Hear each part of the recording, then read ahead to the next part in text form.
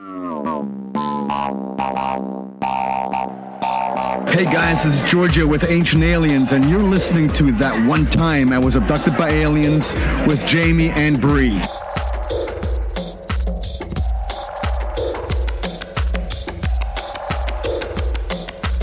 You're listening to That One Time I Was Abducted by Aliens. I'm Jaimie. I'm Bri, and we're two sides of the coin.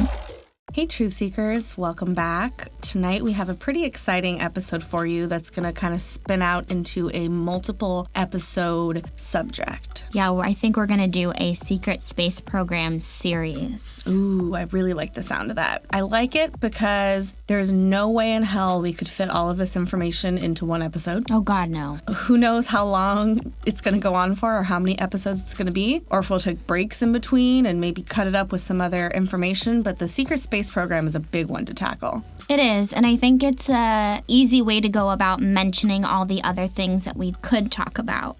As far as when flying saucers first came around, or the beginning of our secret space program, the beginning of NASA, JFK, there's so many things that involve the secret space program. Whether it's the beginning of it or all the drama that happened in between, there's so many things that we could tackle and talk about, and so it's a great place to start. So let's start off with me asking you, do you think the secret space program's real?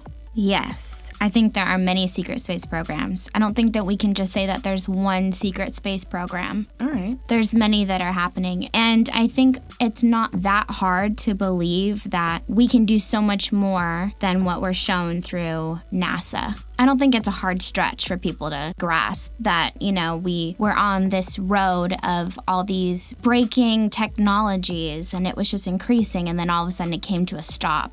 And now it's like we can't grow any further than that. Yeah, and I find it interesting that a lot of more people are coming out and saying that they've been a part of this secret space program. There's been a lot more of these whistleblowers coming out and talking about it. And what I really like is it's not just the younger people, but it's older people. People that have been holding on to this secret for maybe 30 plus years. Yeah. People that are breaking their oaths and they're crying about it. And of course, this first came out with the National Press Club, what was that? The Disclosure Project with Stephen Greer. All those people were breaking their ranks by telling what they had been a part of and what they had been holding on to. And now that they're reaching this certain age, they can speak out about it, or they're about to die, and so on their deathbed, hey, I gotta get the secret out, this is real, and then they die. And I will say there is a lot of big name people in this community who use SSP.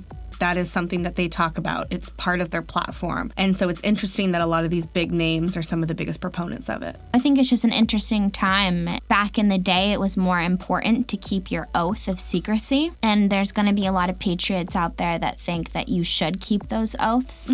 Just like Snowden, you could either take him as being a traitor or a liberator. A liberator and being brave about it. In my opinion, I'm like absolutely for him. But other people are like, no, that's not cool. He's broke national security secrecy, So it just depends on how you take it. But I think a long time ago, you had to keep those things. And of course, you can't just run around talking about aliens without people thinking that you're nuts. Oh, for sure. And now that it's been such a slow but progressive drip, it's not as shocking to hear about it. Yeah, it's not as taboo anymore. Yeah, so everyone's like, oh yeah, me too. It's a different type of Me Too movement. I was just going to say, hashtag Me Too. All right, so let's jump right into it. And I think the best place to start with this topic and the best jumping off point is going to be one that's a little odd, maybe to a lot of people when you first hear me say these two things together. But once you hear the story, it'll start to make more sense. We're going to start in Antarctica with the Nazis. Antarctica, as we all know, is a very weird place, to say the least, I think. There's a lot of mystery and conspiracies that come with that area. Antarctica to me is like another picture that we have on the wall where we're connecting all of the threads and where a lot of threads connect to. And as much as people maybe not recognize it, it happens. And so, of course, of all the places in the world, this is where it begins. of course, with Nazis, because who's the people that did the most worst horrible things and no one wants to talk about? The Nazis. So, of course, they did crazy shit and are involved in these conspiracy theories and these wild accusations and things. It makes sense to me when I hear those two things together, but maybe not so much to other people. I think it would almost be rude to not give them the credit of being extremely smart. Oh, for sure. That's obvious when leading edge. Yeah, when you talk about Operation Paperclip, which we'll eventually get into, they were smart. We stole all of their people. There's a reason we stole all of their people, because they had a history and a past, and they were incredibly intelligent people who were probably reaching space long before we thought anyone ever did. Absolutely. Antarctica really wasn't founded until about the 1820s, making it the last continent to be discovered. It's not like people have been there for hundreds and thousands of years. That we know of. Ooh, that we know of. I like that. In 1938, the German Antarctic expedition was led by a guy named Alfred, who was a captain in the German Navy. The official purpose of the expedition was to find an area to set up a German whaling station. But skeptics say the rumored goal of this expedition was to scout for possible German naval base, which, in my opinion, is super possible. Alfred and his crew spent about a year on the continent. They set up a temporary base, explored, put Nazi flags on everything, of course, and even took more than 16,000 aerial photos of Antarctica, which is like the first photos that we have of Antarctica as a whole. They were surveilling the place. Possibly. I think so. Historians say that this is all that happened there. They just explored, they took pictures, they hung out, it was nothing serious. But theorists allege that the Germans either discovered an abandoned alien technology while they were there, or made direct contact with extraterrestrials. You do hear some rumored talk that even though we have these dates where it's more known that the Germans really did have contact with ETs way, way, way back in the day. Mm-hmm. So one thing I have to say when it comes to this is there's varying different stories that you hear. But I think what we'll talk about today happens to be the most common. To me, it seems likely that they either did come in contact with someone or they were scouting. To me, it's like scouting for new land. It's like what they did with Columbus. They're like, check it out, let us know, then we're going to come back. Well, so that's where it gets weird, though, because it's theorized that while they were there, it wasn't just like a boat full of some naval people. They sent out military people, they sent out scientists, they sent out, anybody they could find out there to try to go and explore, because obviously they were looking for something. If you come across a big island full of ice, do you really think that something's going to be there and it's going to be worth exploring? So you obviously have to have some inkling that something more is there to go through all that treacherousness. I think at some point in their expedition, just to even scout it and check it out and go around it before they even put boots on the ground, their boat got stuck for a year in ice. It reminds me of that show I watched last year. Boat got stuck in ice, The Terror. That shit was crazy. But same shit, exploring the Antarctic. It's a dangerous thing. So in my mind, they had to have been looking for something. And one of the things that they rumored to have found was this underground paradise that was this beautiful tropical waterfalls, this beautiful lush green trees and things under the ice. That to me sounds hard to believe. But let's go with it. Here's the thing about it that kind of sort of makes sense when you think about this in the long run. All of the world used to be one giant continent. To really understand how this works, you have to know a brief history of what Antarctica looked like millions of years ago. Antarctica, India, and Africa were once a supercontinent known as Gondwana until about 18 million years ago. Antarctica was once filled with both animal and plant life. So theoretically, when the continents drifted apart, there could have been this great, luscious forest that was there that was then covered by ice. And so there's a possibility that there's pockets down there that are their own ecosystems, which has even been proved scientifically these days. They've dug down deep into these wells under the ice, and they've found these huge vast ponds and things like that filled with crazy life that they had no idea could exist in those kind of conditions and things like that. So I find it very possible that they could have found some weird paradise and set up shop down there. This paradise, you'd have to be in a tropical setting. There's no way. Under the ice. They would have to be there for years on years on years. And even then, it's not getting any oxygen. I'm not going to say I know how that ecosystem works, but I can say if I put all of that scientific shit together, that it makes sense to me that there's probably some weird shit under the ice in Antarctica that we don't know about. The millions of years of ice that have been built up on top of it. We have no idea what's down there. That's true. But I think more like frozen in place, kind of like... See, and I don't think so. Like Pompeii. I think that there's probably parts of it that are close enough down to the core of the Earth where it's a lot warmer, so it's defrosting. It's probably created its own environment down there. Well, now we're talking like centuries of digging for them to discover that for the first time. Well, you never know. There might have been some weird cave. Who's not to say that some aliens didn't live down there in some weird cave and had some out, and the Germans just happened to stumble upon their little hole that went down into the paradise. Or they had contact with ETs before who told them to go to Antarctica. Well, and that's the whole mystery and kind of where this whole conspiracy theory leads. That's the version of the Bible that I know. Germany did set up some sort of a base there, and there are a lot of witnesses and a lot of writings about some of the things that went on there. Whether we can prove these writings to be true or not is gonna always be up in the air for all the FFCs out there, but we're just gonna give you the theories that we have and where it kind of spirals down from here. We've painted you a picture. We're in Antarctica. Germany has a base there. I'm going to say it's underground in a tropical paradise because that sounds fantastic to me. But if you want to think they're in a cold, sad cave, to each their own. Because when I see Nazis, I think of them all buttoned and strapped up. I cannot see them in like a Hawaiian t-shirts and some shorts with the visor on and a little umbrella and their drink. And they're like, oh yeah.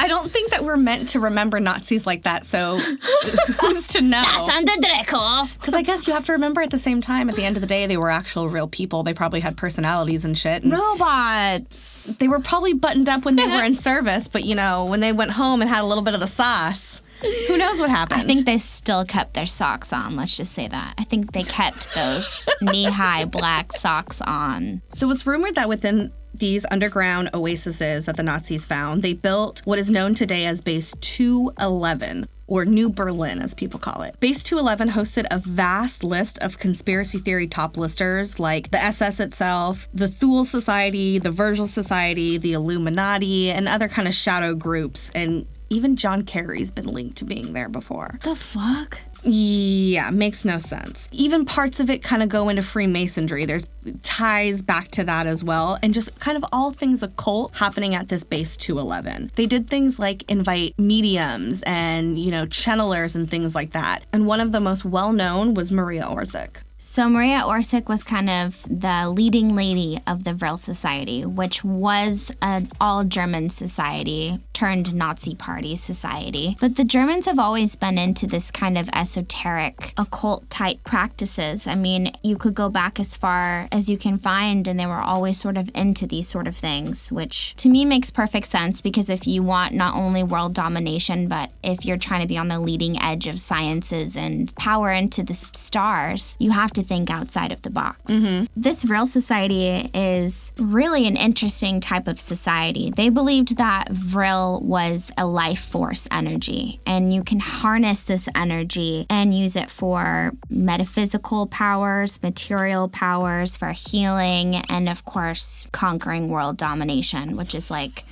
for the Nazis, that's major life goals. So they would use various methods to enhance this Vril power and this Vril energy, like meditation, but they also had ritualistic practices to summon the Vril. And so they did things like sex magic and also human sacrifice. Mm-hmm. Throw back to our last episode with this dark elite cult type practice with human sacrifice. They loved children. Mm-hmm. Because Vril was supposed to be stronger in children, because the younger that you were, the closer you were to the astral world and not so much the material world. So you had more of that Vril energy that you could harness. So unfortunately, of course, a lot of orphans were involved. They were into these super dark practices that I think link a lot to what people are doing now. But one thing I thought was really weird was it reminded me of how Scientology might have been started, which was from a sci-fi novel. Oh, interesting. So in 1871, there was this novel called The Coming Race, and it was about these beings called the Vril that lived underground, and they could basically resurface at any time and take over the world, and they also happened to be an all-Aryan race. Were they living in Antarctica by any chance? Probably. So I just think it's a lot like another religion that I mentioned, where they get these ideas from a sci-fi novel and kind of twist it because that would be fabulous if that were real. And then they invest all their energy into believing it. The leading channeler, Maria Orsic, she was known for channeling directly from an ET race of Aldebaran. But it wasn't just Maria. She also had she had a clan, I guess you could say. Her what is it? Her entourage. No, her coven. Her coven. Her coven. One thing I find interesting is anytime you hear about her, read about her, watch about her, no matter what, everyone always has to mention how beautiful they all were and how they had long, long hair, which it's funny that they believed that the longer their hair was, it was like an antenna to channeling to other beings. Oh. It was like she had her own psychic clique roaming around with her. That was a big part of this Vril society. She basically was able to channel instructions for building this flying saucer. It was like she was channeling the blueprints for this craft that could take them off planet. What ended up being an anti-gravity engine is really what it was that she wrote down the instructions to build. It was rumored that this race that she was channeling from the Aldebaran system, that they were originally from what we call now Sumeria, and that they were possibly still a Sumerian empire. In ancient Sumerian, VRI-LL was meaning godlike. Godlike, yeah. So a lot of people will say that she could have possibly been channeling the Anunnaki. But to me, I feel like that's everyone's go-to race, is the Anunnaki. If it's not the Anunnaki or the reptilians or the Greys, if it's a nice story, then it's the Nordics. Other than that, to me, I think they're just like throwing things out there. So I don't know if I really believe that. But it is interesting that she was able to channel these detailed instructions for this flying saucer. Well, and that's what really ended up getting her involved with Hitler and Base 211. He hears about her channeling these ETs for this crazy machine and calls her on down to Antarctica and says, let's have a conversation. Bring your coven with you. I like you say coven. We'll sit down, we'll have some stew, maybe a little wine, and we'll have a discussion about what it is you know and how we can help each other. Just don't bring any Jews. So Germany, of course, after taking an interest inside of Maria Orsic and the Vril Society, Maria Orsic and her coven, the Vril Society, met with Hitler to discuss the circular flying machine project that she had mapped these blueprints out for. There was at least one test flight later in the year which did not end as all hoped for, so maybe it didn't fly like it should. And the machine ended up returned with way more damage than expected for its first flight to another planet. And instead of continuing to work on the project and channeling helpful information, Orsic then disappeared.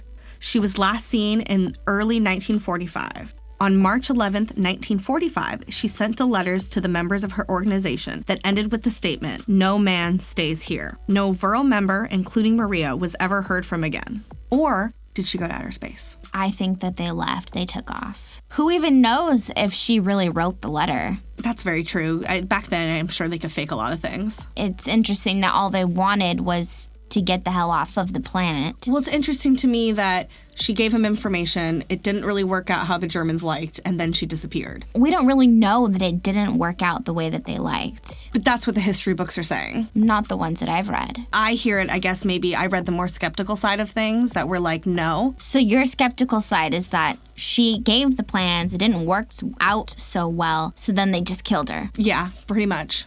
I think that they sort of worshipped her in a way. You think so? Mm-hmm. I don't think they would have killed her. They needed her for her ET connection. What if she helped them make contact? Maybe not make a UFO right off the bat, but maybe helped Hitler make contact with ETs, and then ETs came down. Then they didn't need her anymore as an interpreter between the two because Hitler now had his own connection to aliens. So then he was like, girl, bye. Exactly. William Tompkins, like the #1 insider person that spoke out about the secret space program, died. His own version of the story was that she actually was a Nordic. So basically none of that already happened. She was a Nordic that came down to meet with him and gave him this information. See, and this is what is hard about conspiracy theories and secret societies and all this kind of information in this world we live in. There's so many different accounts of what happened and so many possibilities of what it could be. It's where everything gets jumbled up, and I think people get frustrated with conspiracy theories because you kind of have to pick a side of what it is you want to believe and go for to continue on the story. Whether you believe it one way or another, the story then splits off in very different directions. But I think what we're talking about today, it's still getting to the same points. Earlier I mentioned that there's different information or different sides of the story, but basically what's common, like what's always stayed true, is that the Germans are in Antarctica. They did somehow, if they didn't channel the information, they had contact with other ETs that gave them knowledge of these flying saucers. I think that's with any story, right? Like the game Telephone, it starts with one word, and by the time it comes around to the circle, it's a completely different story. Exactly. But what we've heard so far from all these various different versions of what possibly happened, there's still those solid foundations, like pillars of truth. Absolutely. That you can find that's just so common with all of them. It's the one common thread, I think, with this whole story. I'll agree with that then. So whatever the fuck happened to her, either she was a Nordic, she dropped by and she bounced, or he killed her off. If she helped him, they're still together, and then she was like, okay, now that I've built my ship, I go back home. I leave now. I leave now. Thank you very much. Goodbye. She was Russian. So either way, Hitler somehow became in contact with extraterrestrials of some sort. This is the beginning of them recreating UFOs. I think this is an interesting story, too, because a long time ago, when I heard rumors of UFO sightings and stuff with flying saucers and all this stuff, and it could possibly be the Nazis, I was so opposed because I thought, what does that mean? And there's no ETs? Like, where do they fit into the story? But now that I understand more of the background and how it evolved, it makes more sense, and I'm not as, like, afraid of it not being ETs, if that makes any sense. It does. I get what you're saying. Hitler either had alien technology that he was recreating, so either he, took some sort of a spacecraft from the ETs, or the ETs directly gave him instructions on how to build what was going on. Hitler did things like kidnapping physicists and scientists and things like that, and forcing them to work for him under these secret orders to build these UFOs. So a lot of people really kind of at the beginning didn't know what they were working on. And then slowly over the years realizing, oh my God, I've gotten in way more over my head than I should be. I feel like that's our tactic now in America with all these things that people work on. It's true. It's like you start slowly dripping it in, and then they start seeing the big picture, like, oh, fuck. Oh, shit. So one of these physicists was Victor, and I'm probably going to say his last name wrong, Schraberger. Oh, there you go. I like that. See, you could do the German better than I can. I am a lot of German, And he was an Austrian physicist. And in 1939, Hitler summoned him to Berlin for a meeting, which I feel like when Hitler summons you, it's not really an option. Yeah, it's not like, hey, come over for dinner, wink, wink. Like, it kind of sucks. But he was widely known for his vortex experiments using water and fish, and he was developing turbines that could kind of create anti-gravity propulsion. So Hitler was really interested in him. So he was like, hey, come over to my house. Do a Hitler voice for me. Saying, I can't. I don't know. Hey, come to... No, we can't. German. No matter what, it sounds almost Spanish. I know, it's bad. Because he sounded a little bit lispy gay to me. Hitler I feel like he just talked with a lot of, aggression and just spit flying everywhere. See, and I see more of a, you don't know? Also, he romances you. Yeah, I feel like at the beginning... Garbage. He's very, it's said... I know, he's known for being charming or whatever. It was said that when he met with Victor, he, welcomed him very warmly and was like, come on in, have a cocktail, let's talk. It started off, very nonchalant, I'm not going to kidnap you and, make you my own forever. You're mine. So this first initial meeting, although started out well, ended up lasting 11 hours before he let Victor leave. That should have, in some way, shape, or form, maybe tipped off Victor, maybe this isn't what should be going on, maybe you shouldn't be having a meeting with this kind of dude. So Hitler lets him go, whatever. But then, a few years later, in 1943, Victor was 58 years old, might I tell you, an old man at this point. And he was drafted into the German SS by Hitler, having to go. And he was placed directly under the control of a guy named Heinrich Himmler. Himmler forced Victor to research and develop a new secret weapon and threatened to kill him if he did not cooperate. Victor was then housed at Schloss Scrotenberg so that engineers imprisoned nearby could assist him with his work. At 60 years old, to get forced into being part of the German Nazis. At Scrotenberg. At Schloss Scrotenberg. I'm telling you, I like Scrotenberg.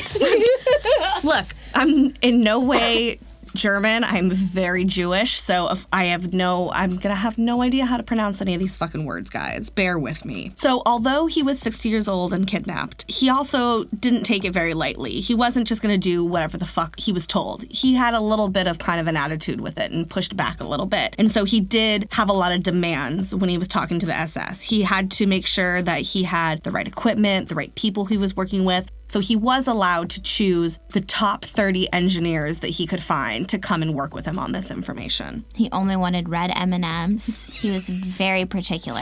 He was definitely a diva, I will say. But I mean, at 60 years old, you're kind of kidnapping him and he's building secret weapens for you. You might as well let him have what he wants. They had you know money. What I mean? That's very true. Make your demands. This happened a long time. He was rumored to develop a lot of these flying machines and stuff like that. But what happened at the end of the war is the Allies confiscated all top secret information by the Nazis, and it was forever kind of concealing what he actually did or didn't do, or what he created or didn't create down there. It sucks because they obviously had this really smart guy who was in charge of recreating technology for them, and he had the top engineers he could find. So obviously some type of good work would have to be done, and it's a shame that we have this excuse of, well, the Allies confiscated everything, so we don't know what happened. I think it's more like they knew that they weren't necessarily going to win this war, and so over the period of time, they started moving all of their technology over to Antarctica, and so by the time the year was over, we really didn't have much to go off of anyway. They had already been making their plans. The Germans were definitely in contact with the Draco, and I think the whole reason why they went to Antarctica was with this involvement with the Draco wanting this alien technology that had already been submerged. And I think that they sort of made this agreement with the Germans